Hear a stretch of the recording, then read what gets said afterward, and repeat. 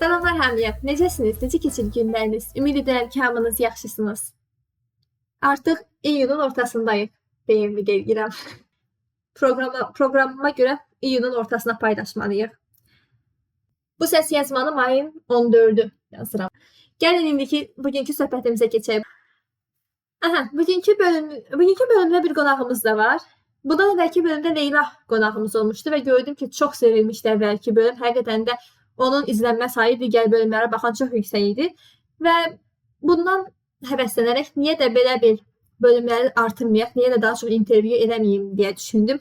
Həqiqətən də ətrafımda bir çox gənc var ki, çox istedadlıdırlar. Özlərini bir çox sahədə özlərini çox gözəl sübut ediblər, çox gözəl irəliləyiblər.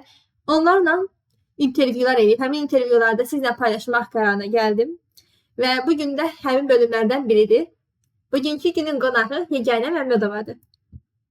Gəlin siz əvvəlcə Yeganə özünü tanısın, sonra sizdə qısa olaraq o Yeganə ilə necə tanış olduğumuzu danışarıq. Buyur Yeganə. Salamlar hər kəsə.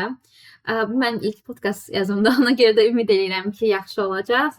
Bir qədər həyəcanlıyam, ümid edirəm başa düşərsiniz.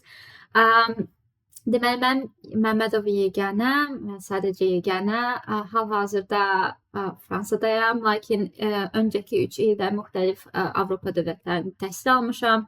Həm Fransada 1 illik magistr təhsil almışam, onun ardınca Erasmus Mundus, bəlkə aranızda tanıyanlar var bu proqramı. Erasmus Mundus proqramı ilə deməli 4 fərqli ölkədə, İsveçdə, İspaniyada, İngiltərədə, eyni zamanda Norveçdə təhsil almışam. İxtisasca hüquqşünasam. O qədər də çox maraqlı bir sahə deyil, klassik sahələrdən biridir. Ancaq ki, hal-hazırda beynəlxalq hüquq, eyni zamanda insan hüquqları sahəsi üzrə ixtisaslaşıram. Belə, məncə hələ ki bu qədər məlumat kifayətdir. Az sonra onsuz da kifayət qədər xeyli geniş məlumat verəcəyik. Bəli, və Yeganə özü də deyildi ki, mega hüquqşünasdır və son illər ərzində bir çox ölkələrdə yaşayıb və yalnız səyahət eləməyib də. Çünki məncə səyahət eləməklə yaşamaq çox fərqli konseptlərdir və Yeganə hamısında yaşayıb və mən də Yeganənin bu təcrübələrdən istifadə etmək istədim. Ona görə bugünkü mövzumuzda Yeganə ilə xarici ölkələrdə tək qalmaq haqqında, amma bunlar əsasən Avropa ölkələridir. Avropada tək qalmaq haqqında danışmaq istədim Yeganə ilə. Çünki mənim bir çox tanışlarım var ki, Azərbaycandan bəziləri qohumlarımdır, bəziləri sırf mənə Instagram üzərindən yazırlar ki, xaricə gəlmək istəyirlər, xaricdə magistr oxumaq istəyirlər. Amma çox böyük bir problemlə qarşılaşırlar. Xaricdə tək yaşamaq problemi. Bəziləri özləri qorxur, bəzilərinin valideynləri icazə vermir. Ona görə yəni bu ön yargıları belə deyim, yıxmaq üçün necə olur xaricdə yaşamaq, tək yaşamaq. Yəni mən tək yaşamaq cəhətdən çox danışa bilmərəm özüm. Mən özüm də xaricdə yaşamağıma baxmayaraq heç vaxt demək olar tək yaşamamışam xaricdə. Yəni yaşadığım müddətcə belə ətrafımda bir çox dostum olub, hansı ki əvvəlcədən tanış olmuşam, onlarla bir yerdə gəlmişəm. Ona görə özüm bu üzrə o qədər yaxşı danışa bilmərəm. Həm də daha çox Fransada yaşamışam, tək belə deyim. Ona görə yalnız bir ölkə üzrə təcrübəm var. Amma məncə Yeganə çox gözəl bir nümunədir. Çünki Yeganə bir çox ölkələrdə yaşayıb, ona görə bir çox ölkələri bir-birinə müqayisə etmək olar. Bu sayədə də hansı ölkəyə gəlmək istəyirsinizsə, az çox həmin ölkə haqqında məlumatı Yeganədən ala bilərsiniz. Ona görə də belə. Amma başlamamışdan əvvəl istəyirsən Yeganə qısaca necə tanış olmuşuq, necə burada biraz danış. Tanışlığımız əslində çox təsadüfi olub. Yəni mən deməli artıq İspaniyada semestri bitirdikdən sonra İngiltərəyə getməmişdən öncə Bakıda bir müddət keçirdim, 1 ay, sentyabr ayında və həmin müddətdə bir qədər fransız dilimi təkmilləşdirməyə qərar aldım. Çünki Fransızdan uzun müddət artıq çıxmışdım, bir qədər dil yadımdan çıxırdı və s. Və qrupda səhv eləməmsə bir qrupda paylaşmışdım, fransız dil qrupunda ki, kimlər istəyir fransız dilini birlikdə məşq etdirmək və fransız dilində danışmaq, söhbət eləmək. Türkan oradan mənə yazmışdı və belə oldu ki, başqa bir xanımla da birləşdi və çox gözəl alınırdı söhbətlərimiz əslində məncə. Yəni, fransız dil bir kənara, ümumiyyətlə söhbətlərin özündə çox maraqlı olduğuna görə həqiqətən çox uğurlu oldu və ondan sonra da əlaqəmiz qaldı və elə bu səhifəni də mən izləyirdim, yəni Türkanın səhifəsini gördüm ki, çox maraqlıdır. Yəni, ümumiyyətlə fikirləşirəm ki, maraqlarımız, belə bəzi hobilərimiz çox üst-üstə düşür. Hal-hazırda da məncə onu da vurulamaq olar ki, kitab klubunda da, bir kitab klubunda da ortaq deməli, həmin kitab klubunun iştirakçılığı və s. aylıq görüşlərimiz olur. Ona görə də belə, yəni təsadüfi görüş oldu, amma çox xoş bir tanışlıq oldu. Hazırda da davam eləyir. Ümid edirəm uzun ömürlü də olar. İnşallah. Və həqiqətən də keçən ilin yayı, 2022-nin yayı çox qarışıq keçirdi mənim üçün. Hər şey bir-birinə qarışmışdı. Toy, o birisi, bu birisi deyərkən. Amma ən yadda qalan şeylərdən biri də həqiqətən 2 dənə yeganə ilə tanış olmağım oldu. İkisi də bir-birindən dəyərli. Çox yaxşı şeydi. Dəyərlisə. Bu arada deyim ki, Yeganənin də Instagram səhifəsi var. Əgər izləmək istəsəz, Yeganə Reads'li hamısını qeyd edəcəm. Hə, mən də paylaşım. Hələ ki, ancaq ingilis dilində gedib paylaşım. Amma Azərbaycan dilində bir səhifə başlatmışam. Ümid edirəm ki, orada da müəyyən paylaşımlar olacaq. Əgər kitablar və yaxud da xarici yaşamaq, bu məsələlər, dil öyrənmək məsələlərdə maraqlısınızsa, yəni izləyə bilərsiniz istəsəz. İndi isə gəlin əsas mövzuya giriş edək. İlk öncə, xaricdə tək yaşamaq prosesin necə başlayıb? İlk dəfə harda yaşamısan tək başına? Necə ora gəlmisən? Niyə məhz həmin ölkə? Bu şəkildə. İzah elə görək bizə. Ümumiyyətlə bu sualları keçid etməmişdən öncə onu vurgulamaq istəyirəm ki, yəni hər kəsin fərqli təcrübələri olur xaricdə. Ona görə də mənim təcrübəm təbii ki, hər bir kəsi yansıda bilməz. Yəni ola bilər ki, siz xaricdə yaşamısınız və ya da başqa bir şeylərlə qarşılaşmısınız. Tamamilə normaldır. Ümumiyyətlə hər kəsin təcrübəsi məncə çox önəmlidir, dəyərlidir. Amma məncə mənim vəziyyətimdə olacaq və ya da olmuş insanlarda çox ola bilər. Ona görə də hesab edirəm ki, faydalı ola bilər bu fikirlər. Xaricdə tək yaşamaq hardan başladı, necə oldu və xaricdə tək yaşamaq mən təhsil üçün, yəni xaricə gəlmişəm. Hər zaman ağlımda var idi daha keyfiyyətli bir təhsil almaq və ümumiyyətlə tək başına qalmaq, bir müddət özünü kəşf etmək və s. və ona görə də bütün bu istəklərim bir araya gəldi və qərar verdim ki, mütləq hansısa xarici bir ölkədə təhsil almalıyam. Təbii ki, ilk öncə həm büdcəmi düşünmək lazım idi, həm də ki, daha bir yaxın Azərbaycan ölkə olsun. Yəni ona görə Amerika və s. daha uzaq yerlər düşünmədim. Avropa və Avropada da dövlət, yəni təhsili olan, pulsuz təhsil olan müəyyən ölkələr var. Fransa, Almaniya, bunları düşünürdüm. Düz əvvəlcə həmişə Almaniyaya getmək istəyim olub. Ancaq sonra bir qədər ixtisasımla bağlı düşündüm, beynəlxalq hüquq sahəsi, yəni Fransa daha uyğundur və burada daha çox imkanlar var o sahədə. O səbəbdən fransız dilini öyrənməyə başladım və bir il öyrəndikdən sonra magistr proqramlarına müraciət etməyə başladım və ilk gəldiyim ölkə Fransa olub, Strasburg şəhəri olub, mən Strasburg Universiteti olub. Eiffel təqaüdü ilə gəlmişəm və onu da başda vurğulayım ki, mən xaricdə hər yaşadığım yerdə təqaüdlə yaşamışam. Yəni valideynlərimlə özümün heç bir əlavə qatqısı olmayıb maddi olaraq. Yəni burada əgər düşünənlər varsa ki, çox çətindir, mümkün deyil. Yəni tamamilə mümkündür. Yəni mən elə orta dərəcəli bir ailədən gəlirəm. Orta həddən biraz da ortadan bəlkə aşağı. Ancaq yəni tamamilə mümkündür Avropada təqaüdlər tapmaq, gəlib burada yaşamaq. Hətta maddi özünüzün imkanı yoxdursa belə. Ona görə də bu baxımdan istəmirəm ki, kimsə özünü geri çəksin, düşünsün ki, eləyə bilmərəm. Əgər həqiqətən də oxumağa marağınız varsa, yaxşı akademik nəticələriniz varsa, mütləq yoxlayın, mütləq xaricə gəlin. Yəni bunun burada alacağınız təhsilin yerini başqa vermir. Çox kənara çıxmadım, deyəm sana. Yəni mən də belə gəldim, məktəbi bitirdim, Azərbaycanda bakalavr təhsilimi bitirdim, universiteti bitirdim və dedim ki, mütləq şəkildə gedib ən azından magistr dərəcəsində təhsilimi üzərinə qoymalıyam və Fransanı da bu şəkildə seçdim. İlk gəldiyim ölkə oldu. Əslində mən sadəcə bir ölkədə yaşamaq planlamışdım. Onu da deyim, yəni bu qədər çox ölkədə yaşamaq planımda deyildi. Sadəcə Covid dönəminə rast gəldiyi üçün mən bir neçə proqramlardan qəbul aldım və elə alındı ki, bu proqramlardan bəziləri təxirə salındı. Ona görə də Fransadakı proqram bitirdikdən sonra növbəti ildə artıq Erasmusa qəbul olduğum üçün öncəki il mənə avtomatik olaraq yəni dəvət edildilər və mən də o şəkildə getdim və ona görə belə alındı ki, son 3 ildə hələ də təhsil aldım müxtəlif Avropa dövlətlərində bu şəkildə. Çox gözəl izah etdin. Çox təşəkkür edirəm. Sadəcə yeganənin dediklərinə bir dənə də əlavə edeyim ki, xaricdə gəldiyinizdə və xüsusilə tək başına gəldiyinizdə təkcə təhsil cəhətdən çox şeylər öyrənmirsiniz, həm də ki, mənəvi cəhətdən, psixoloji cəhətdən bir çox şeylər öyrənirsiniz. Həyata baxış açınız həqiqətən də çox dəyişir və məncə bu təcrübələr belə çox qızıl qiymətindədir. Bunlar da mütləq yararlanmaq lazımdır. Eynən. Okay. Mən də bir dənə əlavə eləyirəm.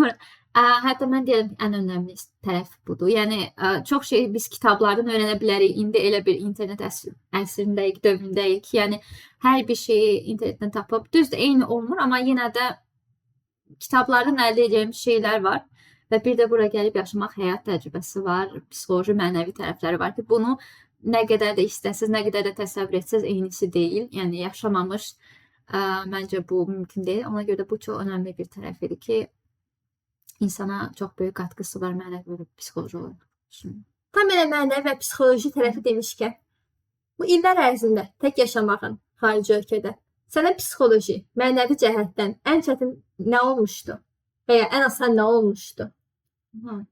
Asan tərəfləri o qədər də deyil. Yəni həqiqətən çox çətin bir prosesdir. Məncə insandan insana da təbii ki, fərq var. Siz Azərbaycanda hansı şəraitdə yaşamısınız, onun çox böyük bir rolu var. Mən orta statistik bir şəkildə, yəni ailəmlə yaşayırdım uzun bir müddət. Yəni bizdə bütün benim qızlara necə həyat şəraiti yaradırsa ailə tərəfindən eyni şəkildə, yəni hər şey demək olar ailəmə bağlı idi və s. Yəni buna görə də xaricə gəlmək, başqa bir ölkədə olmaq birinci problemdir. İkincisi də ki, heç bir zaman öyrəşmədiyin şəkildə, yəni hər şey sənin üzərindədir, bütün məsuliyyətlər, hər bir şey və heç bir kömək ala biləcəyin, dəstək ala biləcəyin insanlar yoxdur. Düzdür, dostlar və s. var bu məsələ haqqında danışacaq yəqin ki, amma bu da zaman alan bir şeydir təbii ki. Hər insan, gördüyün insan, yəni ailən qədər ilk növbədə sənə təbii ki, hər kəs dəstək ola bilmir. Ona görə ilk növbədə ən çətin məsələ oldu ki, bunu qəbullanmaq məsələsi. Bir müddət mən bunu çox insanda eşidirəm ki, ilk gəldiyi dönəmdə hər kəs ilk ayda qayıtmaq istəyir. Belə bir reaksiya olur. O şok effekti deyirlər. Məsələn, insan buzlu bir suya düşəndə də ilk şok effekti olur. Bədən yəni bilmir, geri çıxmaq istəyir və s. belə. Amma bir müddət sonra artıq yavaş-yavaş öyrəşməyə başlayır. Yəni ilk mənəvi sınaq ilk gəldiyin 2-3 ayda məncə verirsən. Öyrəşmək məsələsi, yəni bura çox fərqli olduğuna görə Azərbaycandakı həyatla Avropadakı həyat, yəni ilk növbədə bir orada böyük bir sınaq var, ancaq bunu məncə bu dövrdə yəni səbr etmək çox önəmlidir və o qədər tez əl çəkməmək lazımdır. Yəni bir müddət onu keçəndən sonra davamı gəlir. Məndə də eyni şəkildə olmuşdu və hətta mən də deyədim, məndə biraz daha uzun oldu, çünki yenə qeyd elədim ki, mən Covid dövrünə rast gəldim və həmin dövrdə mən hardasa gəldiyim yəni 5-6 ay müddətində, yəni evlərdə bağlı olduq, hər bir şey onlayn oldu və yəni 1-2 ayda öyrənə biləcəyim normal hərçəndi şeyləri mən çox uzun bir müddətdə öyrənəsi oldum və bu biraz çətinlik yaratdı və eyni zamanda insanlarla görüşə bilməməyin, heç kimdən mənəvi dəstək ala bilməyin çox böyük bir yəni problem idi həmin dövrdə. Ona görə də mənəvi cəhətdən biraz çətinlikləri var. Ancaq öyrəşdikdən sonra, yəni artıq tam yeni bir insan olursan məncə, yəni tam fərqli bir sənə həyat bir şeylər öyrətmiş olur, tam yeni şeylər qatmış olur. Ona görə də bu şəkildə, yəni yalnızlıq, dəstək sisteminin olmaması bu məncə ən böyük çətinliklərdən biridir mənəvi olaraq Avropada yaşadığım dövrdə. Mən yeganənin başa dediyi kimi hər insanın yaşadıkları fərqlidir. Şəxsən mən də ilk gəldiyim xaricdə tək yaşadığım ölkə Fransa olmuşdu, amma mən tək yaşamamışdım. Mən də eyni il gəlmişdim. Əslində eyni il gəlmişik, bir-birimizdən xəbərsiz Fransaya və ikimiz də Strasburqa gəlmişik. Amma heç tanış olmamışıq o müddətdə. Mən amma ilk bura gələndə yenə korona vaxtı idi. Amma mən 3 dənə başqa qızla qalırdım. Heç birini tanımırdım, amma həmin qızlarla bir mühitdə olmaq, bütün gün eyni evdə qalsaq belə, yəni bütün gün evdə bağlı qalmış olsaq belə, mən onlarla danışa bilirdim, onlarla bütün gün bir yerdə vaxtımı keçirə bilirdim və onlar fransız idi. Mənə bir çox tərəfdən çox köməkçilik göstərdilər sənədlərin falan həll edilməsi məsələsində. Və bu ona görə eyni şey eyni vaxtda yaşanmış olmamıza baxmayaraq, eyni ölkədə, eyni şəhərdə yaşantılarımız müxtəlifdir və təcrübələrimiz fərqli olur. Çünki mənə o vaxt çox asan gəlmişdi. Hətta bəlkə mən deyirəm, mən sonrası daha çətin gəlmişdi biraz. Koronadan çıxandan sonra, çünki mən universitetə getmişdim. O vaxta qədər hər şey onlayn idi. Dərslər, dərsə girirdim onlayn bütün günü. Qalan vaxtda qızlarla özümə əylənirdim, belə deyim. Ona görə çətin gəlməmişdi, amma sonraya doğru daha çətinləşmişdi. Ona görə burada da yəni Aha, mən Fikirlər müxtəlifdir. onda məsələn qeyd edeyim ki, mən ümumiyyətlə həmişə belə düşünmüşdüm ki, mən tək yaşamağa daha çox meylli bir insanam və ümumiyyətlə introvert biraz xarakterim var. Ona görə də hətta mən Azərbaycanda yaşayanda həmişə istəyirdim ki, tək olum, tək qalım. Yəni harasa çıxım və ancaq ki məncə o təkliklə yalnızlıq fərqli şeylərdir. Yəni onu məsələn mən elə düşünürdüm ki, eyni, yəni eləyə bilərəm. Ancaq ki o qədər məncə bir qədər görəcəksiniz ki, fərqi var. Yəni o ingiliscə fərq var, bilmirəm Azərbaycanda alone and lonely. Yes. Məsələn, okey, tək qala bilərsiniz Azərbaycanda bir müddət, amma ən azından bilirsiniz ki, ətrafınızda sizi düşünən, sizi sevən insanlar var və ya bir problemi üzləşsəz dəstək ala biləcəksiniz. Onun heç bir olmaması tamamilə fərqli bir situasiyadır və mən Fransaya gələndə ilk növbədə, yəni elə bir situasiyaya düşmüşdüm. Mən tək yaşayırdım öz otağımda, yəni öz evimdə. Ev deyəndə tələbə yataqxanasında, ancaq ki, hər şey otağın içində də heç bir şey bölüşülmür və ona görə də heç kimdən ünsiyyətdə olmursunuz. Bu çox həqiqətən bir müddət sonra insana çox çətin bir vəziyyətə salır. Yəni bunu bəlkə belə təsvir edirəm, amma mənim kimi sakit və izolyasiya olması sevən insan üçün belə artıq o müəyyən bir müddət sonra mental olaraq çox çətinlik gəlir. Amma onu da qeyd edeyim ki, mən burada Azərbaycanın başqa bir tanışım var. Ləman, bilmirəm, Ləman sən deyəsən tanırsan. Yəni məsələn biz birbirimizi tanıyırdıq. Düzdür, mən ondan öncədən tanış deyildim. Bura gələndən tanış olduq. Ancaq ki, ən azından məsələn bir insanın belə olması çox dəyişdirirdi ki, çünki yəni bir-birimizi kömək eləyirdik bu prosesdə və s. amma heç kimsə olmayanda həqiqətən çox çətindir. Onun da öz müsbət tərəfləri var. Əgər sən onun üzərindən özün tək gələ bilirsənsə, amma yenə də hər hansı bir yerdə məncə insan dəstək alması çox önəmlidir. Mən əsas sənin bu danışdığın proses mənim bir çox dostumun başına gəlib. Eyni, çünki mən 2020-ci ildə bir çox dostum da gəlmişdi. Eyni ildə universiteti qutarıb xaricə başvurmuşdu magistr eləmək üçün. Bir çoxunun başına gəlmişdi. Aralarında bəzilərini tanıyıram ki, birinci ildən sonra universitetə saxlayıb təzədən Bakıya qayıtmaq qərarı alanlar da çox olmuşdu. Yəni çətin bir prosesdir. İndi belə bir söhbət dedim. Bak, əvvəllər deyirdin ki, fərqində deyildin. Təklik və yalnızlığın fərqli olmadığını. Buradan yola gələrək bir sual soruşum. Tək yaşamaq haqqında əvvəllər nə fikirləşirdin? Yəni tək yaşamamışdan əvvəl hansı ön yargıların var idi tək yaşamaq haqqında? Amma sonra gəldin xaricdə tək yaşayanda gördün ki, əslində elə də deyildim. Birinci növbədə mən buradan çox böyük dərslər öyrəndim. Ümumiyyətlə xaricdə yaşamaq nəticəsində məncə öyrəndiyim ən böyük dərslər də bu oldu, elə təkliklə bağlı məsələlər. Ki əslində hər şey paylaşıldıqda daha yaxşıdır, daha gözəl, daha maraqlıdır. Yəni insanın bizim həyatımızın dəyəri olan var ki, yəni bizim həyatda onu sevincimizi, kədərimizi bölüşə biləcəyimiz insanlar var. Çünki bu olmayanda bir növ hər şey daha 2 qat daha mənasız insana gəlməyə yavaş-yavaş başlayır. Düzdür, mən tam deməzdim ki, təklik dəhşətdir, yəni mütləq insan olmalıdır. Təklik də çox önəmli bir şeydir. Əsasən mənə təkliyin gətirdiyi böyük bir yaxşı belə deyim, nəticə həyatımda oldu ki, birinci növbədə özünü tanımaq barədə.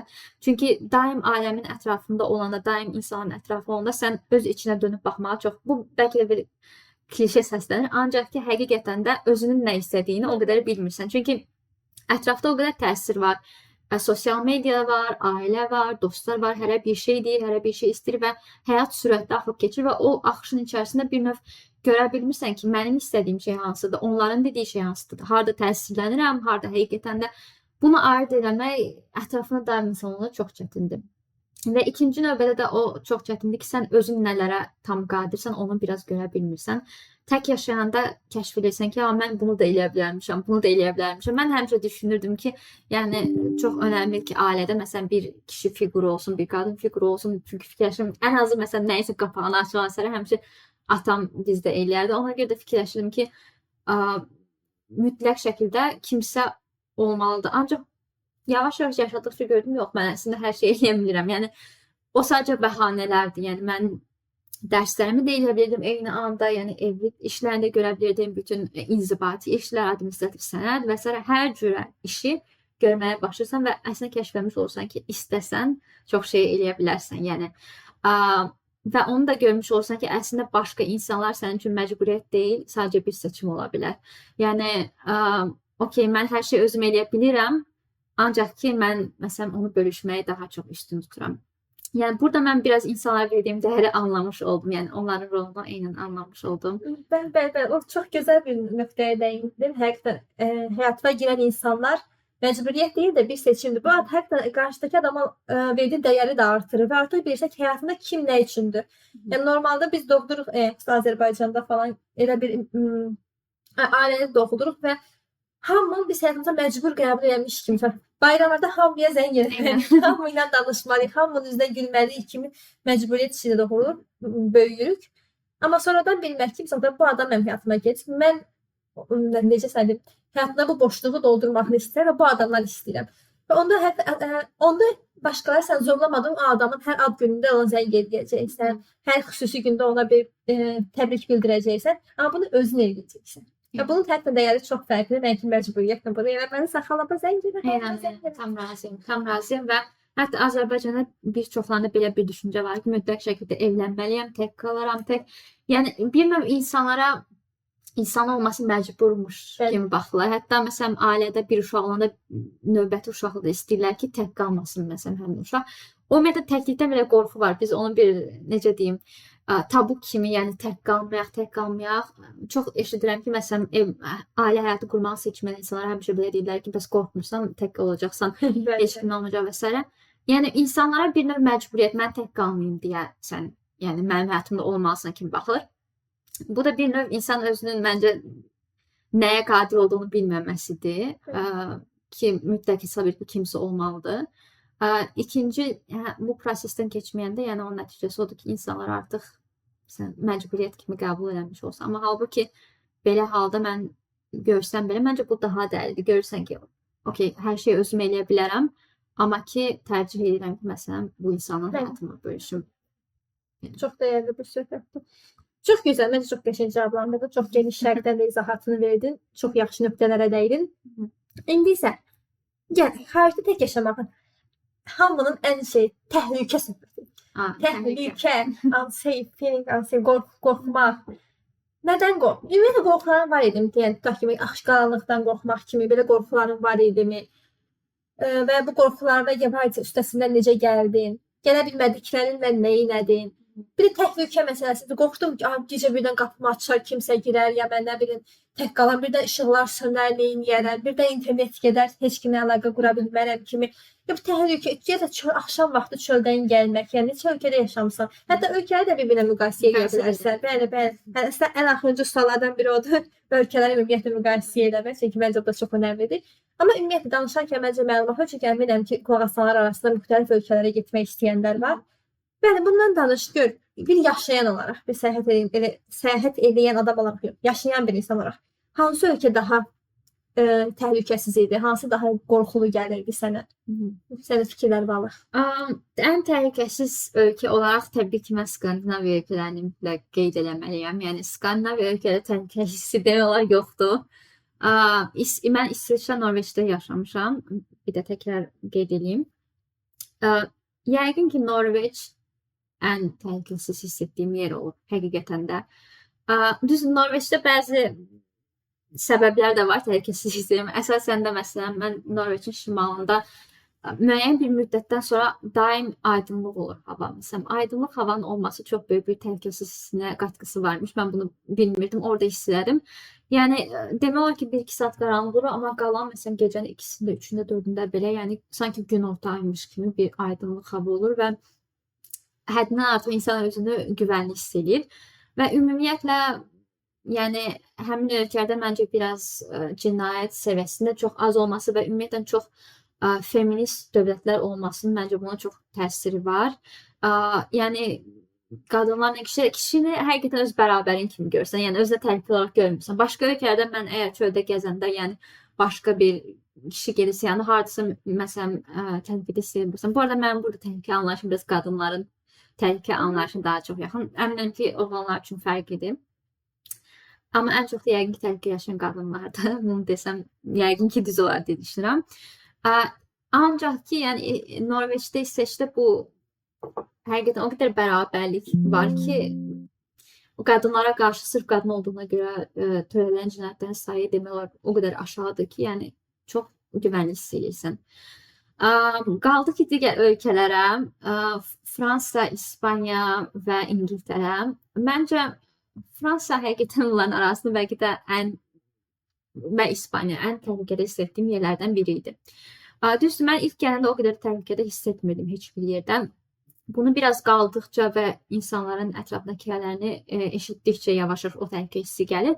Çünki mən ilk bura gələndə, yəni Azərbaycana gəlmiş bir insan üçün Avropa yəni həddindən artıq təhlükəsiz görünür. Qadınlar üçün yəni istədiyi saatda qadınlar çöldə ola bilirlər, gəzə bilirlər, hər yerdədirlər. Ona görə də təbii ki, ilk gələndə mən möhtəşəm, təhlükəsiz bir yerə gəlmişəm kimi istəyirdim və heç bir təhlükə hissim belə demək olar yox idi. Təhlükə hissi, yəni əsasən çöldə gəzərkən və ya da gecə-geç saatda harasa gedərkən təhlükə hissi harda gəlirdi? Müəyyən qədər evdə olanda insana o qədər bizi qorxudurlar ki, xüsusən ailədə onu eləmə, bunu eləmə, qapını ona açma, bunu açma. Ona görə də ilk mən yadıma gəldiyim günlərdə çox oyaq yatırdım məsələn gecələr, beyin hələ öyrəşmirdi. Hardasa bir səs gələn kimi, taxta səsi və s. gələn kimi elə bilin kimsə qapını açıb içəri. Yəni belə bu çox rasional olmayan fikirlər olurdu. Bir müddət ilk 2-3 gün hətta mən çox oyaq yatırdım. Yuxumla reallıq biraz hətta qarışırdı gecələr. Yəni hansı realdır, hansı yuxudur. Amma bir müddət sonra təbii ki beyin öyrəşir. Bu məncə beynin normal bir yəni reaksiyasıdır ki, heç tanımadığım bir yerə düşəndə mütləq özünü qoruma bir instinkti ilə. Bu olurdu məndə. Hər ölkə dəyişdikcə, yeni gəldiyim ölkədə hələ öyrəşinə qədər həmin otağa, həmin yerə müəyyən olurdu. Amma çöldə gəzim dediyim ki, ilk gəldiyim vaxtlarda çox təhlükəsiz hiss edirdim. Lakin get-gedə gördüm ki, o qədər də təhlükəsiz deyil. Məncə düzdür, yenə də daha təhlükəsiz nisbətdə. Ancaq ki, Avropada da yəni təhlükəli olan və olmayan yerlər var. Bir şəhərin özünün içində belə, yəni bəzi siz çox eşidəcəksiniz gələndə ki, bu yerdən qaçın, bu yerdən çəkinin deyirlər, bu yerə axşamlar getməyin. Çünki bəzi yerlərdə daha çox belə cinayətkar, meyilli qruplar toplaşır, insanlar toplaşır və s. Belə bir yerdə yaşayırsınızsa, belə bir yerə yaxın yaşayırsınız, təbii ki, tam fərqli hiss edəcəksiniz özünüzü. Ancaq şəhərin mərkəzində, tələbələr çox olan yerlərdə daha təhlükəsiz hiss edirsiniz özünüzü. Ancaq mənim bu məsələ ilə bağlı ən çox da burada öyrəndiyim və sevdiyim bir şey qadınların bir-birinə dəstək olmasıdır həqiqətən də. Gecə saatlarında tək gəzdiyinizi görsə, məsələn bir qrup qız var sizə yaxınlaşıb kömək edəcəklər və yaxud da məsələn kimsə sizə küçədə sataşırsa, gəlib özünü sənə bir tanış kimi təqdim edir, necəsən və sən, nə edirsən və s. sanki sən bir dostunmuş kimi ki, həmin insanı uzaqlaşdırmaq üçün. Eyni zamanda çox vaxt, məsələn, biz qız dostlarından bir yerə çıxanda, qaydanda, məsələn, bir-birimizə zəngdə gözləyirik, evə çatana qədər mütləq yoxlayırıq. Yəni, qadınlar bu şəkildə bir-birlərinə dəstək vermək bu çox yaxşıdır. Çox yaxşı bir haldır ki, ən azından təhlükənin üstündən belə birlikdə gəlməyə çalışırlar. Mən həqiqətən çox gözəl bir nöqtəyə dəydin. Yəni, Fransada yaşamış biri olaraq deyə bilərəm ki, Strasbourgda yaşamış biri olaraq. Çünki bilirəm ki, Paris daha təhlükəlidir. Daha böyük şəhərlərdə gecə təhlükə də artır məncə. Məncə həmişə bu istənilən yerdə elədir. Yəni, böyük şəhərlərdə adam daha çoxdur. Ona görə qarşılıqlıq daha çoxdur, təhlükə də daha çoxdur. Amma Strasbourg üzərindən danışsaq, yəni şəhərin mərkəzi o qədər də qorxuludur. Şəxsən mən heç vaxt heç bir şey görməmişəm öz üzərimdən deyim.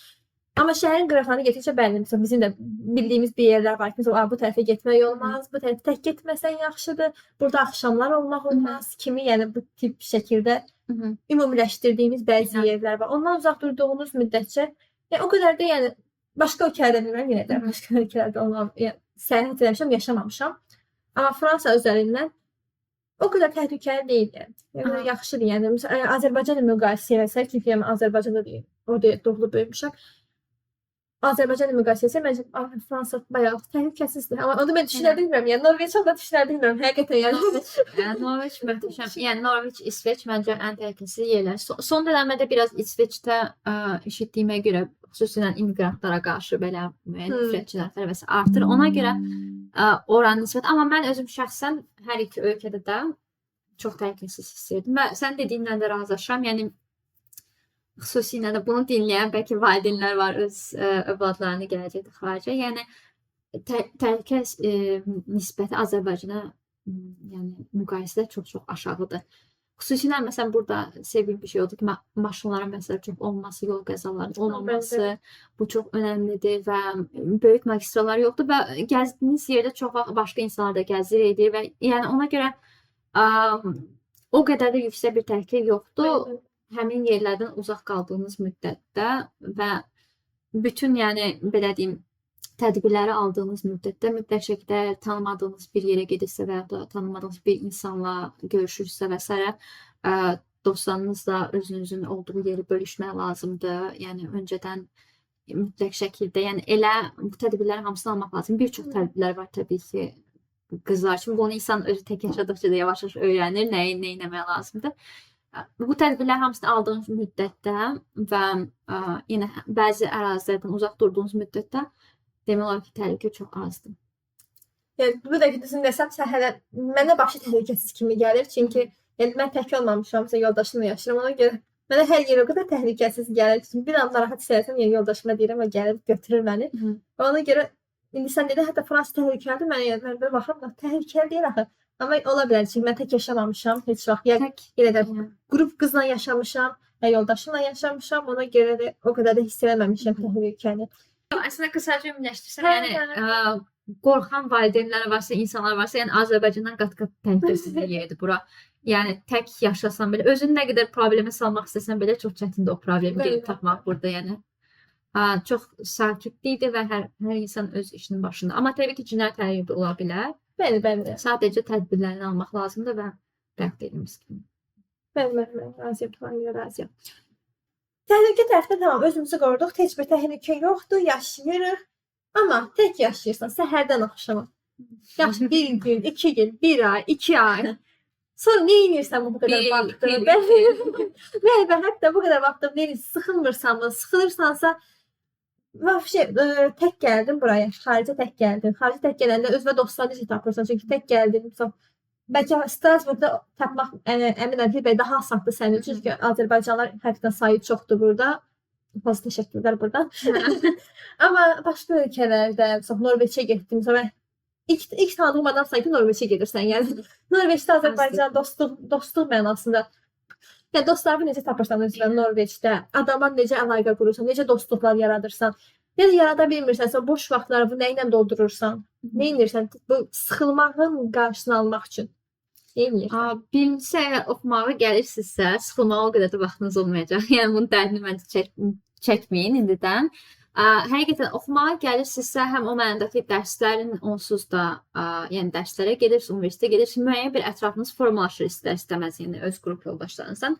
İkincisi də universitetdən fərqli, düz universitet fərqidir, ancaq ki, tələbələr üçün adətən məsələn Erasmus Student Network və s. bu şəkildə bir çox tələbə klubları var, qrupları var. Yəni çox asandır əslində tələbə olaraq yeni dostlar tapmaq. Yəni həddindən artıq çoxlu tədbirlər var və s. Yəni bunlara qoşula bilərsiniz.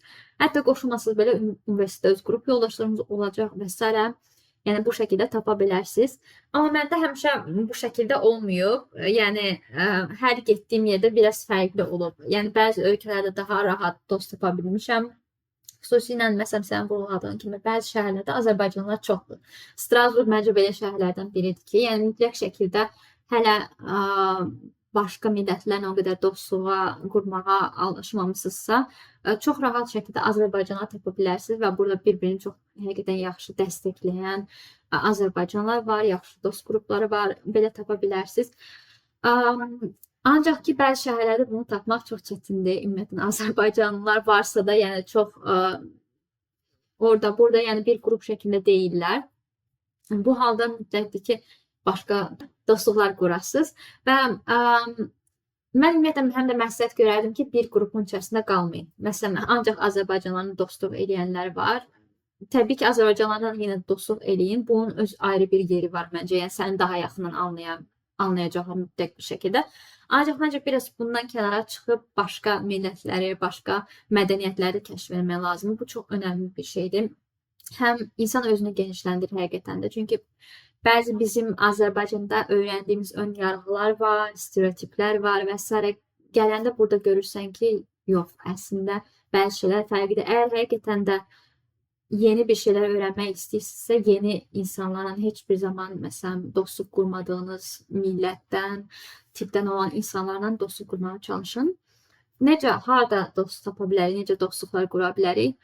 Yəni internet əslində bu biraz daha asandır. Yəni təbii ki, ilk növbədə sosial media var və s. belə şeylər var. Ancaq ki, mənim tercih elədiyim yol odur ki, mütləq hobiləriniz varsa, həmin hobilərlə maraqlanan insanların görüşlərini, qruplarını və s. tapın və buradan dost tapmaq daha asandır. Mən ona görə hər getdiyim yerdə bu nə qədər Norveç qədər heç sosial olmayan bir yer belə olsa, dost tapmaq hər zaman daha nisbətən asan olub. Çünki düz mənim dost ətrafım o qədər də geniş deyil. Yəni özüm, yəni yenə deyim ki, introvert olduğuma görə, yəni çox sosial deyiləm, amma çox yaxşı dostluqlar məhz bu şəkildə qura bilmişəm. 2-3 dənə məsələn mənim sevdiyim hobilərim var.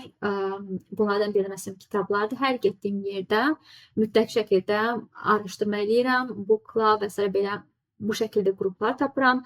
Meetup var məsələn, bu aplikasiya tətbiq var. Meetup tətbiqi üzərindən görüşlər tapmaq olur sizə maraqlı mövzularda və yaxud adi Facebookda, Instagramda, digər sosial şəbəkələrdə, yəni öz marağınıza uyğun həm tədbirlər, həm qruplar tapıb qoşula bilərsiniz və bu tədbirlərin içərisində yavaş-yavaş insanlar tanımağa başlayacaqsınız.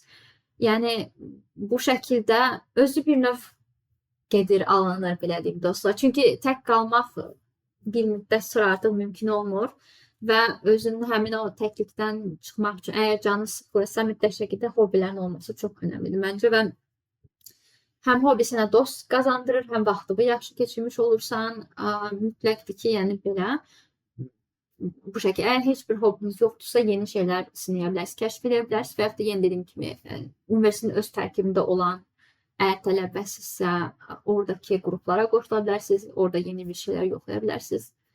Yəni mənim əsas təkliklə baş eləməyimin yolu bu olub. Hobilərim olub, kitablar olub, quizlər olub və s. bu şəkildə. Bəli, mən çox yaxşı danışdın. Hətta mən də səndən öyrəndim bu book club söhbətini. Yəni mən də kitab oxumağı, mən həyatı boyu kitab oxumağı çox sevmişəm. Özümə bildiyim qədər kitab oxuyan biriyəm. Amma heç vaxt fikirləşməmişəm ki, book club. Hətta fikirləşmişəm, əslində ağlıma gəlib də bir-iki dəfə. Amma belə heç vaxt bir addım atmamışam buna qarşı. Amma sən tanış olandan sonra kitabın bu tərəfdən mənə çox ilham vermişdin. Çox yaxşı book clublar olduğunu gördüm. Həqiqətən pullu və pulsuz şəkildə, onlayn, canlı şəkildə İstənilən növ book clublar var və bu şəkildə oxuduğun kitabı da daha yaxşı başa düşürsən, daha yaxşı dostluqlar qazanırsan. Dostluq olmasa tanışlıqlar qazanırsan ki, dostluq qədər də çox önəmlidir tanışlıqlar da. Və çox yaxşı, həqiqətən bəli, belə şeylər eləmək məncə də çox dəyərlidir. Məncə də və hətta bəzən elə olur ki, getdiyim yerdə heç bir şey tapa bilmirəm. Məsələn, Tromsøda heç mən book club, yəni kitab klubu tapa bilməmişdim. Ancaq ki, əgər belə bir şey də olsa, yenə də qruplar tapırsınız və özünüz yaratmağa çalışın. Buna cəhd eləyin, çox da yaxşı alınır. Yəni heç bir zaman çəkinməyin ki, necə olar və s. Yəni çox hallarda, yəni xaricdə qarşılayacaq insanlar, yəni heç birisi belə deyim, məsuliyyət sizin üzərində yükləmir. Hamı sadəcə maraqlı olduğu üçün gəlir və o qədər də çətin bir şey deyil. Sadəcə bir şey təyin edirsiniz və ortaq bir maraq və bir klub yaradırsınız. Mən yəni yenə də getdiyim yerlərdə çox olub ki, tapa bilməmişəm sırf mənim marağıma uyğun. Olub başqa qruplar, sadəcə məsələn yaş aralığı mənə uyğun deyil, yer mənə uyğun deyil, vaxt mənə uyğun deyil və özünüz yazırsınız, maraqlı olan insanlar sizə qoşulur. Mütləq şəkildə yəni ictimai yerlərdə görüşürsünüz, təbii ki ilk dəfələrdə və ondan sonra yəni çox yaxşı dostluqlar belə şəkildə qurduğum olub. Yəni çəkinməyin, özünüz yaradın. Əgər yoxdursa da özünüz eləyin, olacaq. Yəni. Çox yaxşı. Bunu mən özümə də dərs götürəcəm. Deməli, hər bir sualda toxunduğun hansı ölkələrdən xoş və hansı ölkələrdə nəyi daha çox sevirsən, nə daha yaxşıdır, nə təhlükəlidir, nə təhlükəli deyil. İndi ümumiləşdirsək, podkastın sonuna doğru. Qaldığın ölkələr arasında ən sevdiyin ya da ən sevmədiyin ölkə, gələcəkdə özünü gördüyün ölkə və hansı nəyə əsasən bunu deyirsən? Biraz bu haqqda danışa bilərsən, zəhmət olmasın. Aha, təbii ki. Bu yəqin ki, ən çox sorulan məndən sualdır. Hamı ilk növbədə eşidəndə ki, 5 fərqli ölkədə yaşamaq təcrübəm olub. Mütləq şəkildə təbii ki, maraqlıdır ki, hansı ölkə bunların arasından çox yaxşıdır. Çünki Azərbaycanda olanda ümumiyyətlə belə bir təsəvvür var ki, Avropadır, hər yer eynidir Avropada. Amma Çok böyük bir fərqlər var. Yəni bunu gəldikdən sonra yavaş-yavaş insan sadəcə məncə səyahət etməklə də öyrənilməsi bir şey deyil. Bu həqiqətən bir müddət yaşamaq lazımdır ki, həmin ölkədə sənə uyğun olub olmayacağını görəsən. Son semestrə qədər əslində mənim ən çox sevdiyim ölkə Fransa idi, düzünü desəm. Bir çox burada individual səbəblər də var, amma ümumi səbəblər də var. Onları təbii ki, indi xırdalayacağam. Amma son semestrdən sonra Norveçi gördükdən sonra bir qədər Norveç azacıq da olsa daha irəli keçməyi bacardı. Ona görə də mən deyərdim ki, Norveç və Fransa əgər gələcəkdə düşünsəm, xaricdə yaşamağı bir ölkə, hələ ki, yəni gördüyüm ölkələrin arasından bu ikisini yəqin ki, tərcih edərdim. Əslində ikisi çox fərqli ölkələrdir. Norveç niyə bu qədər xoşuma gəldi? Əslində mən Norveçə getməmişdən öncə, yəni soyuğu heç sevməyən insan idim. Yəni azacıq soyuq olsa mən titrəyirəm. Yəni həqiqətən soyuğa dözümlüyüm daha azdır. Ancaq ki Norveçdə hər şey o qədər, yəni başqa tərəflərdən xoşuma gəldi ki, yəni ən azından mənə uyğun oldu ki, yəni soyuq heç həqiqətən də məni narahat etmədi. Birinci növbədə, yəni məncə mənim sevdiyim, məsələn, mən ümumiyyətlə sakit yaşamağı çox sevirəm. Yəni bir çox hobilərim kitab oxumaqdır, məsələn, yeni orada öyrəndiyim toxumaqdır və s. belə tipli şeylər. Yəni Norveçdə həqiqətən bu şeylər çox insanın etdiyi bir şeydir. Çünki hava şəraitinə görə çox insan evdə qalmağa məcbur olur və bu tipli qruplar, birincisi insanlar tapmaq çox asandır və insan bir növ, mən özümü orada bir növ öz qabıma düşmüş kimi hiss etdim buna görə də sırf ətrafında olan insanlara görə. Ona görə bu çox önəmlidir.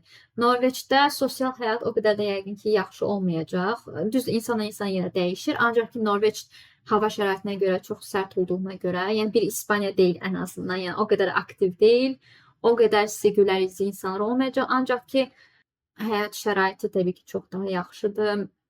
İş şəraiti çox daha yaxşıdır və sakitlik sevirsinizsə, çünki belə bir hətta Norveçlər özləri bilirlər ki, Norveçdə ola bilər ki, bir gün səhərdən axşama qədər hardasa gəzəsən, məsələn, yola çıxasan və heç bir insan görməyəsən. Yəni, bəzi yerlərə hətta o qədər insan azdır sayı.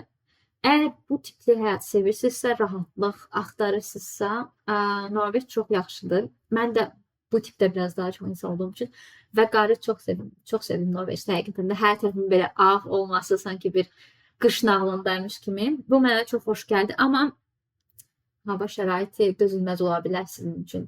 Yəni, mən apreldə artıq Norveçdən, aprelin sonunda çıxdım. Yəni, aprelin son günündə belə qar yağırdı. Mayda da qar yağırdı. Mən bilirəm ki, Norveçdən çıxandan sonra. Yəni, və bir ay məsələn tamamilə qaranlıq keçdiyi bir dövr olur. Yəni qütb gecəsi olur, qütb gündüz olur. Yəni belə ekstrem hava şəraitləri var. Bunlara öyrəşmək həqiqətən müəyyən qədər səbir tələb edir. Hər insan öyrəşə bilməz. İkinci tərəfdən məsələn Norveçdə səyahət etmək çox çətindir. Yəni gediş-gəliş çox çətindir. Ancaq Fransaya keçsə, Fransa bunun tam əksidir məncə. Fransada yəni hər şey var. Çox böyük bir ölkədir. Yəni şimalı tam fərqlidir, cənubu tam fərqlidir. Yəni yaz istəsəz yaz tapırsınız, yay, qış, yəni hər şey burada məncə yoxlamaq olur. Yəni hər yerə buradan getmək çox asandır. Yəni bir gün içərisində Almaniyadasınız, İtaliyadasınız, İsveçrədə, İspaniyada, hər yerdəsiniz.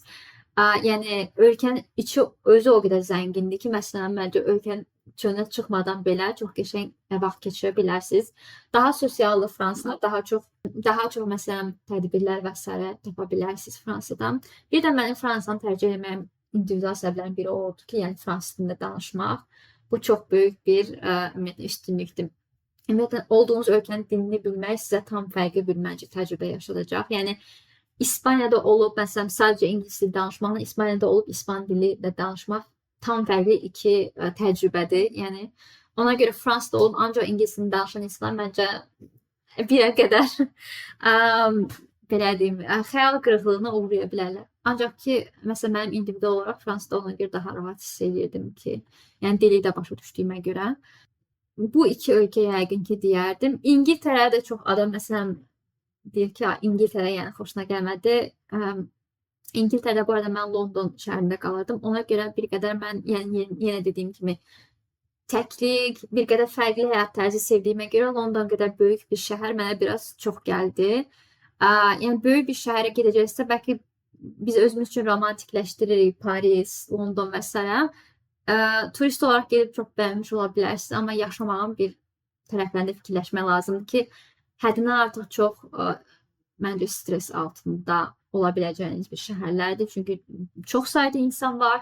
Hamı yaxşı iş istəyir, hamı yaxşı həyat şəraiti istəyir, böyük rəqabət var.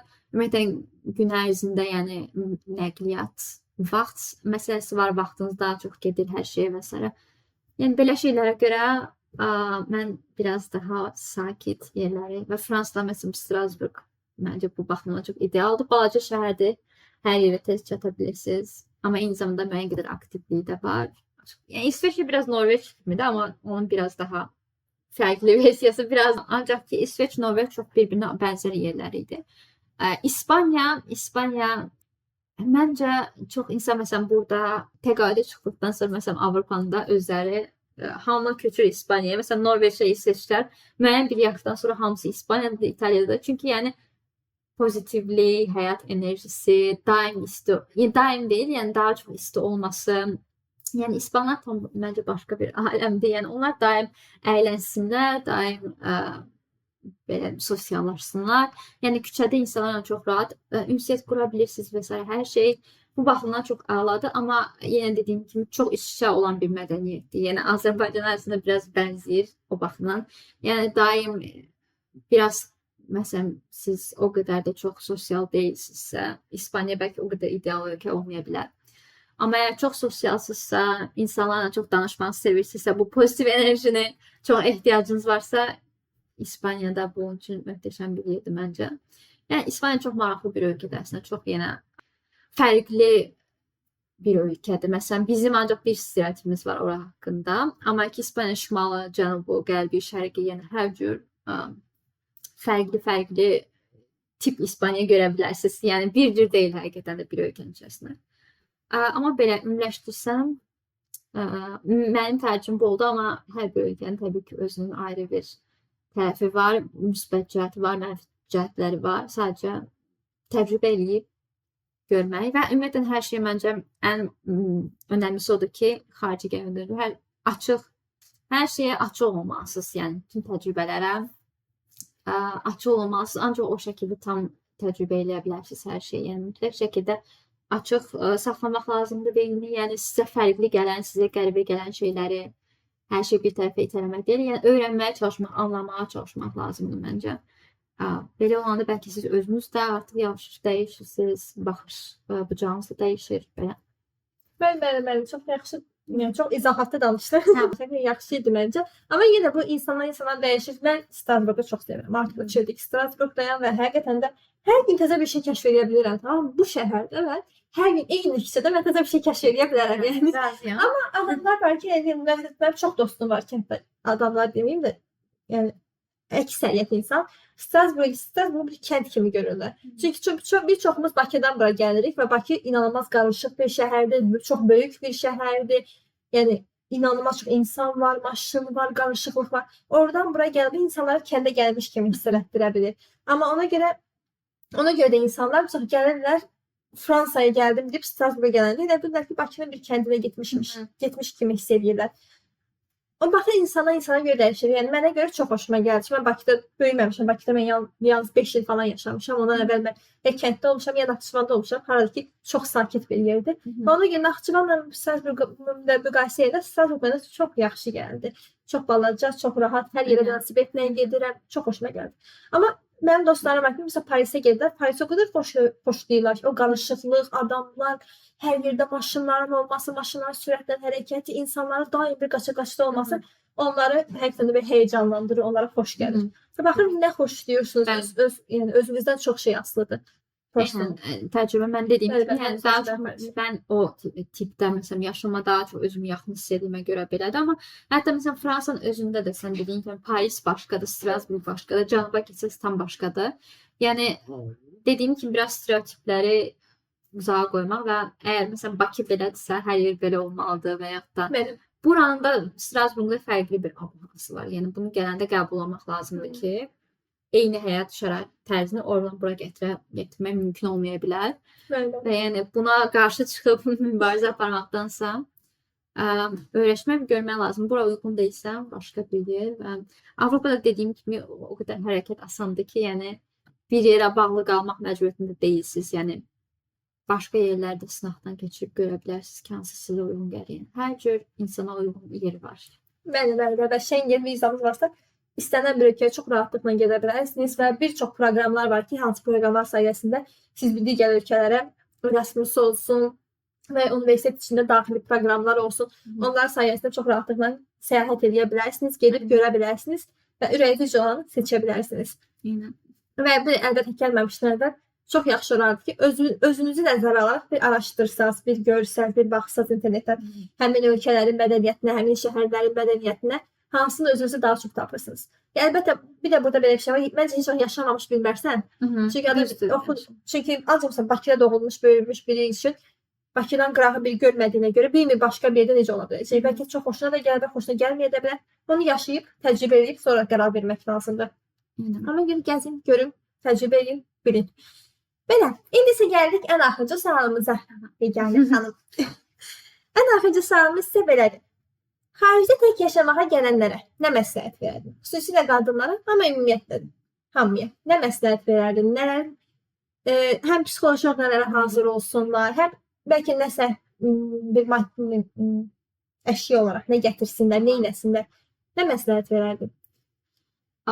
Yəni yəqin ki, çox şey demək olar burada. İndi bilmirəm, ağlıma ilk gələnləri deyəcəm, amma ki, başqa da səndə məsələn yadına düşən bir şeylər varsa mütləq əlavə eləyərsən. İlk növbədə, yəni başlasaq mental olaraq mən bayaq dedim, yəni birinci növbədə ümumiyyətlə hər şeyə hazır olmaq lazımdır. Birinci onunla gəlmək lazımdır. Çünki o gələndə insana müəyyən gözləntilər məsələsi var. O gözləntilər bir qırağa qoymaq lazımdır ümumiyyətlə. Çünki bu gözləntilər olanda siz tam fərqli bir şeylə qarşılaşıb çox böyük bir şok yaşaya bilərsiniz və ona görə də məsələn mən də gələndə gözləntim var idi. Mənim də ağlımda bir Avropa stereotipi var idi. Hətta mənim ağlımdakı Avropa yəni hər yerdə eyni olan Avropa deyən Fransız, İspaniyası və s. Ona görə də müəyyən şeylərin elə olmadığını görəndə insan xəyal qırıqlığına uğrayır və ya müəyyən şeylər bəlkə ondan daha yaxşıdır, amma ilk növbədə yəni gözləntilərinizi bir qədər kənara qoyun. Yəni çox şey ola bilər ki, siz belə düşünürsünüz ki, belə olacaq, ancaq bu bir stereotip ola bilər, tam fərqli ola bilər bu şəkildə və çalışın ki, yəni hər şeyə açıq adaptasiya olmağa da açıq olasınız ki, yəni sizi həyat şəraiti burada çətinə salmasın. Mütləq şəkildə mental problemləriniz varsa, psixoloji problemi, yəni bir şey, məsələn mən bu yanaşmanı çox görürəm ki, çox adam Azərbaycandan qaçmaq üçün bir növ gəlir və elə insanlar olur ki, Azərbaycanda məsələn özünün mental sağlığı o qədər də yaxşı deyil və düşünür ki, yer dəyişməklə yəni mental sağlıq da düzələcək. Bu bir müddət belə ola bilər. Siz yeni bir müddət düşəndə onun təsiri altında özünüzü yaxşı hiss edə bilərsiniz. Amma sizdə köklü bir səbəblər varsa, yəni başqa problem başqa yerdədirsə, siz yanlış bir buna həll gətirmiş ola bilərsiniz. Ona görə də müəyyən bir müddət sonra Avropada hətta siz tək qaldıqca o daha da pisləşə bilər sizin vəziyyətiniz. Ona görə də, yəni burada mən böyük sağlıq problemlərindən bəhs eləmirəm. Sadəcə yəni bizim məsələn dediyimiz bəziləri depressiyada özünü istəyir, bəziləri belə. Yəni düşünməyin ki, yəni Avropa sizə tam çarə olacaq. Çalışın öz daxilinizdə də bunun üzərində işləyin. Yəni mən bunu çox görürəm ki, özümdə də əslində bir növ belə olmuşdu ki, düşünürdüm ki, mənim bütün problemlərim həll olacaq və ancaq ki, gəldim məsələn Covid dövründə tək düşdüm, hətta biraz daha da mənim üzərimdə yük oldu. Düz onu sən aşırsan, daha eləyirsən bir növ. Amma onu demək istəyirəm ki, yəni özünüzü psixoloji olaraq da hazırlayın hər şəkildə gəlin. Yəni düşünməyin ki, avtomatik hər şey yaxşı olacaq. Yəni çətinliklərlə də rastlaşsaq mütləq şəkildə başqalarıyla danışıb dəstək almağı unutmayın, yəni belə məsələlərdən. Açıq fikirli, ön yargılar bir kənara, hər şeyə hazır olmaq lazımdır bu şəkildə. İndi keçsək daha belə xoş tərəflərinə, yəni bunlar biraz ciddi məsələlərdir. Əşya olaraq məncə əslində Avropada yəni demək olar hər şeyi tapmaq mümkündür. Yəni biz gələndə həmişə analarımız hər şeyi çamadına qoyur ki, bu yoxdur, o yoxdur, Avropada yoxdur. Bunu götür, o götür. Əslində hər şey var burada. Xüsusilə də əgər çox xırda şeylər gətirirsə, şampun və s. belə şeylər də biz yanımıza gəlir, həmişə qoyurduq. Elə şeylər gətirmək lazım deyil.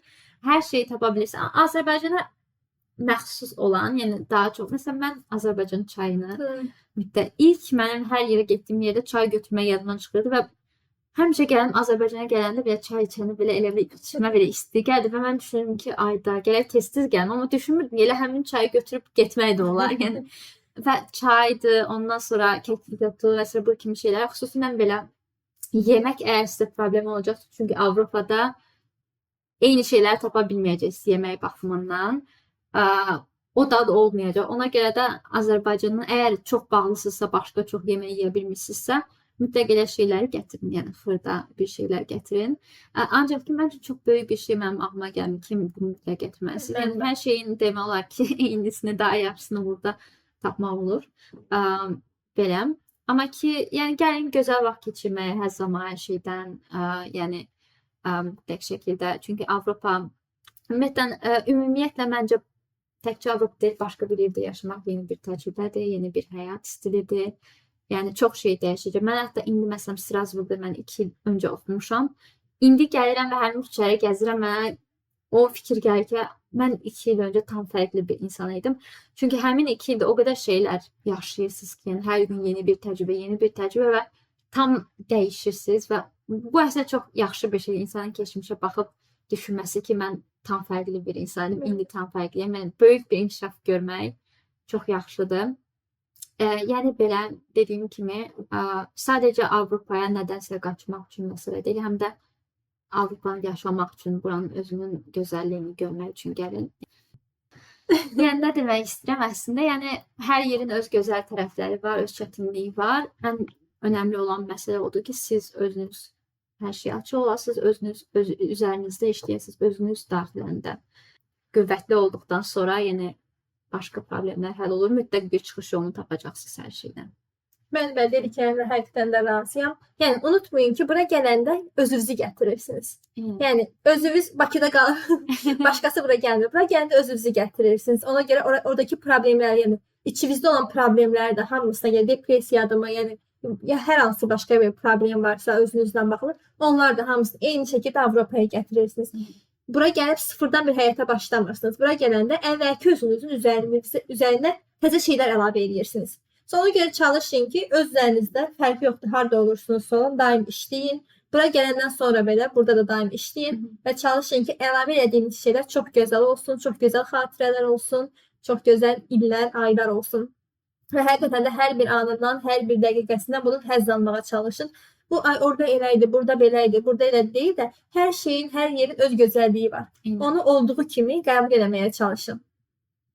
Belə. Çox yaxşı ümumiləşdirdin. Mən də razıyam fikirlərinlə. Belə. Bugünkü suallarımız bundan ibarətdir. Məncə həqiqətən də çox gözəl oldu. Çox yaxşı bir ümumiləşdirilmə oldu. Mən özüm üçün belə bilmədiyim bir çox şey olmuşdu. Norveçin elə olduğunu bilmirdim. Yəni düzəlsən mən introvert bir adamam.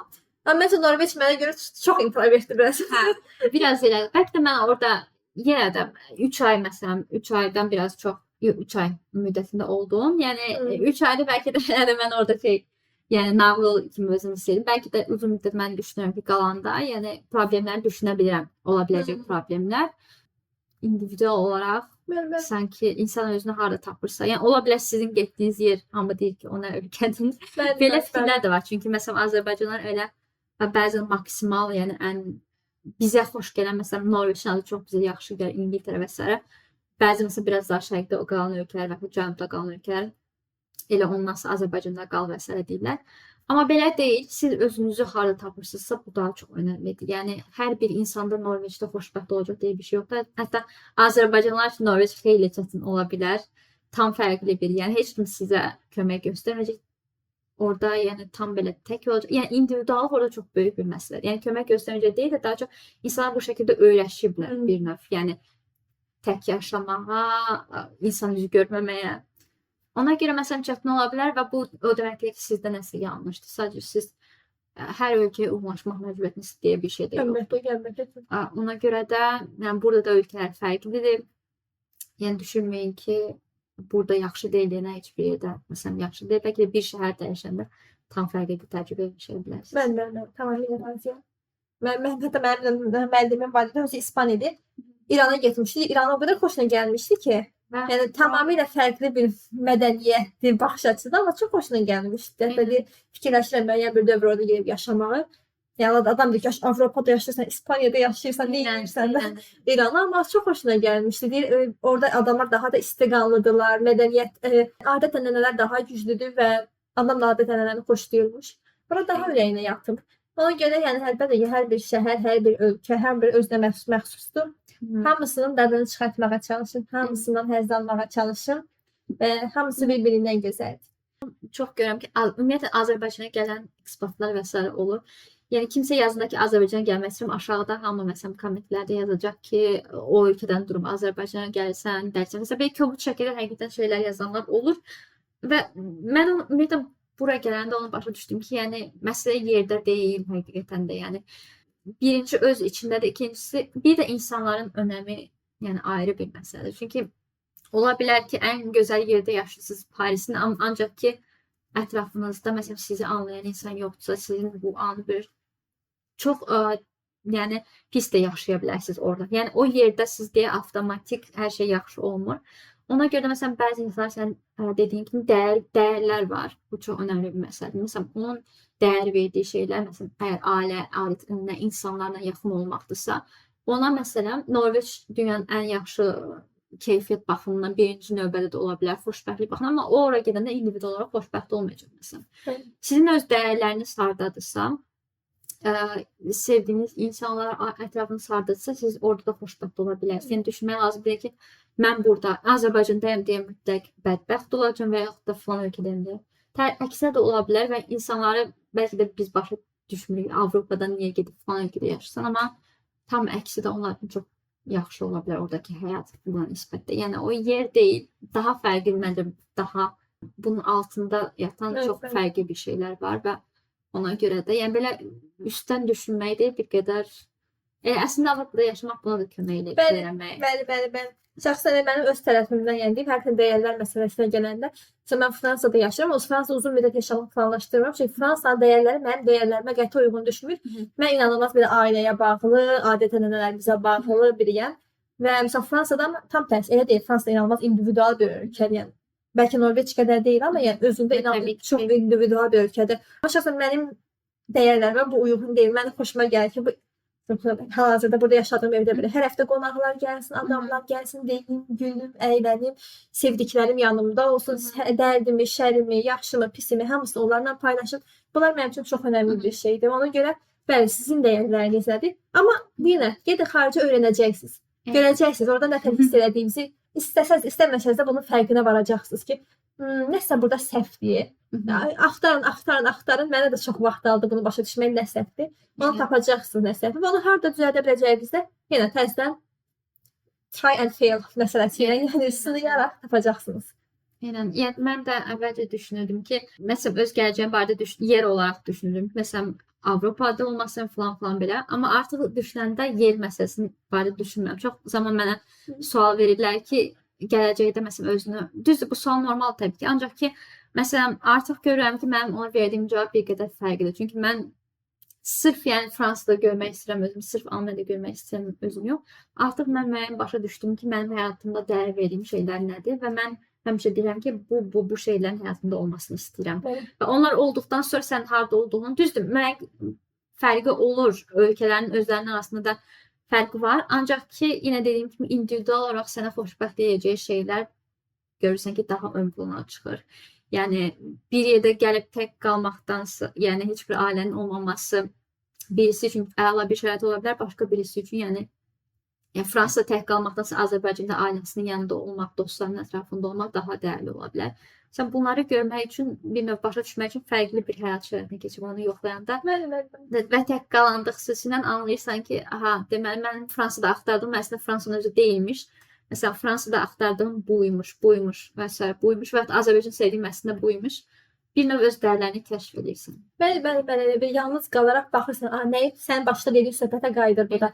Hansı öz fikrin, nə istəyir, özün nə istəyirsən? Burada anam nə istəyir, atam nə istəyir, özüm individual bir insan olaraq mən nə istəyirəm? Bunun fərqinə varırsan və bundan sonraki həyatında onun əsasında qurursan. Və məncə bu daha sağlam bir həyat qurmaqdır. Nəinki sırf valideyn bunu verib deyə ancaq bunun üzərindən davam etmək. Çünki orada heç bir şey bilmirsən, valideynin əgər hazır verdiyi bir həyat sənə uyğun olmaya da bilər. Hətta təkcə valideyn belə deyil. Sosial media ətrafındakı insanların fikirləri çox təsir edir. Bunun fərqində olmaq böyük bir şeydir həqiqətən insan özü üçün. Eyni, tamam. Yəni, belə. Çox təşəkkür edirəm Yeganə. Həqiqətən məncə çox dəyərli bir şey oldu. Əminəm ki, bundan çox bir insan yararlanır. Çünki o qədər suallar alıram ki, bura gəlmiş biri var Azərbaycana qaydanda Instagram üzərindən hər dəfə yəni hər ay bir-iki dənə bu şəkildə bir sual gəlir mənə. Və bunları çox gözəl və müxtəlif nöqteyi nəzərdən ancaq bir adam tərəfindən deyil də iki insandan və müxtəlif ölkələr tərəfindən baxılması məncə çox gözəl idi, çox yaxşı. Çox təşəkkür edirəm gəldiyiniz üçün. Mən təşəkkür edirəm sənə bu imkanı yaratdığın üçün ki, öz fikirlərimizi çatdıra bildik həqiqətən də. Yəni ümumiyyətlə başqalarından öyrənmək çox böyük bir şeydir məncə. Yəni sən gedəcəyin yolu öncədən getmiş insanlardan məsələ bu çox dəyərlidir. Ümid edirəm ki, yararlana bilərlər. Mən əzəl bir insan olaraq hər şeyi özümüz bir yaşaya bilməliyik. Yəni başqalarının məsləhətlərini danımaq, gedənləri görmək nətər qayıdırlar. Eynən. Yəni niyə qayıdırlar, niyə qalırlar və s. yəni səbəblərini görmək önəmlidir. Bəli, ona görə çox təşəkkür edirəm. Çox sağ olun. Sağ ol, sənə də. Bəlkə gələcəkdə yenidən elədik. Aha, niyə də olmasın? Oldu, sağ olun. Qulaq asdığınız üçün hamınıza çox təşəkkür edirəm. Ümid edirəm ki, kiməsə bir köməyi dəymişdir bu söhbətin. Gələcək bölümlərdə görüşənədək özünüzə yaxşı baxın. Sevgilərlə.